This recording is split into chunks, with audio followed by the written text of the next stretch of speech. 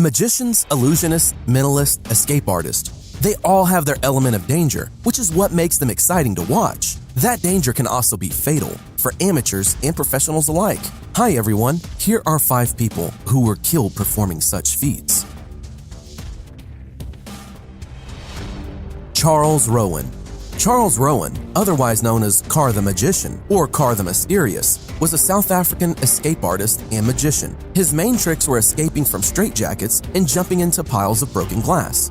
In 1930, Car was performing in Springfontein, Orange Free State, South Africa. He was attempting a very dangerous stunt in which he was tied up in a straitjacket while a man drove straight over him in a car. The car approached from 200 yards, 180 meters away, accelerating to a speed of 45 miles an hour, 72 kilometers per hour.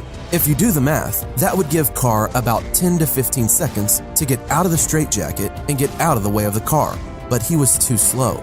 Carr was unable to escape in time, and he was run over by the car, which almost severed his leg. This happened in front of a large group of people, including small children. Before he died, he exonerated the driver of any wrongdoing. Madame Delinsky. The gun trick is when a magician pretends to be shot by a gun, giving the illusion that they either stopped or caught the bullet with their body. This trick, especially the bullet-catching variation, is one of the most dangerous tricks in a magician's repertoire. One of the more notable deaths happened when a Polish magician and his wife, Madame Delinsky, were performing in Arnstadt, Germany in November 1820. Their version of the gun trick was that Madame Delinsky would face a firing squad of 6 men, stopping all 6 bullets. The Delinskys asked the soldiers to insert a blank load into their rifle. One soldier didn't and loaded a live round. Madame Delinsky was shot through the abdomen and died 2 days later. Dr. Vivian Hensley. 43-year-old Vivian Hensley was a dentist in Brisbane, Australia. As a dentist, he probably should have known the dangers of sticking non-food items in his mouth, but nevertheless, he died a very painful death from something he swallowed. Dr. Hensley was performing his own trick called swallowing the rusty razor blade for his young son. He did the trick by pretending to slip the razor blade into his mouth while really putting it down the sleeve of his coat. On July 6, 1938, while performing the trick, he slipped up and accidentally dropped the razor down his throat. His wife made him eat cotton balls as she drove him to the hospital. Despite a battery of x-rays and 2 bouts of surgery, the doctors were unable to locate the razor, and he died 4 days later. Gnesta. Royden Joseph Gilbert Risson de la Gnesta, or just Gnesta for short, was an American magician whose signature trick was the milk can or water barrel escape trick.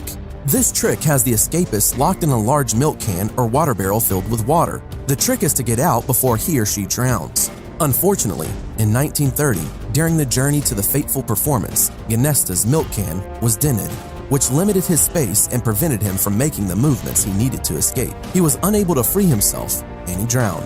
His death had a ripple effect with contemporaries like Houdini because it made the water barrel trick seem even more dangerous, making it a more popular attraction. Joseph W. Burris. The lifelong dream of 32-year-old Joseph Amazing Joe Burris was to be more famous than his hero, Harry Houdini. On Halloween night in 1992, the anniversary of Houdini's death, he attempted to try the escape Houdini failed at, being buried alive. Amazing Joe had himself handcuffed, locked in a handmade coffin, then placed in a grave 2 meters or 7 feet deep and buried alive under 7 tons of dirt and cement. Amazingly, no one was able to convince him that it was impossible and that he needed some sort of illusion to come out of the trick alive. During his preparation, a reporter covering the story pointed out to him that cement dries quicker at the bottom than at the top. So even if he didn't get crushed to death, he'd still have to get through several feet of dirt before trying to break through a layer of cement that was fast hardening, all without running out of air. However, the cement was not even an issue for Burris. The dirt and cement collapsed on him, and he was crushed before leaving the coffin. Thanks for watching. Subscribe for more.